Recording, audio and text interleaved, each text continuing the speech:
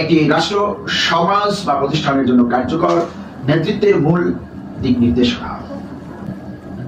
নৈতিক ন্যায্যতা ও শাসনের ভারসাম্য থাকতে হবে। দুষ্টকে দমন মানে শুধু শাস্তি নয়, বরং অন্যায়ের প্রতিরোধ ও অন্যায়ের প্রতিকারে কার্যকর ব্যবস্থা গ্রহণ। শিষ্টের লালন মানে সৎ ব্যবহার, প্রেরণা দেওয়া এবং সৎ মানুষদের কাজের স্বীকৃতি দেওয়া। এতে ন্যায়নিষ্ঠ ব্যক্তিরা উৎসাহিত হয়, সমাজে ইতিবাচক বার্তা দেয়। যখন সমাজ দেখে অন্যায়কারী শাস্তি পায় এবং সৎ মানুষ সম্মান পায়, তখন জনমনে আস্থা তৈরি হয়। এতে অন্যায় প্রবণতা হ্রাস পায় এবং আদর্শ মানুষ তৈরির পরিবেশ গড়ে ওঠে।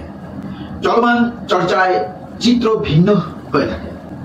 দুর্ভাগ্যজনকভাবে আমাদের বাস্তবতায় অনেক সময় দুষ্টের উন্নতি আর শিষ্টের অবমূল্যায়ন দেখা যায়। এতে সমাজে হতাশা ও বিশৃঙ্খলা তৈরি হয়। এই নীতির বাস্তবায়নই একটি সুস্থ ন্যায়ভিত্তিক সমাজের ভিত্তি হতে পারে। দুষ্টের দমন ও শিষ্টের লালন শুধুই স্লোগান না হয়ে যদি রাষ্ট্রীয় ও সামাজিক নীতির অংশ হয়, তাহলে সত্যিকার অর্থে সুশাসন নিশ্চিত হবে।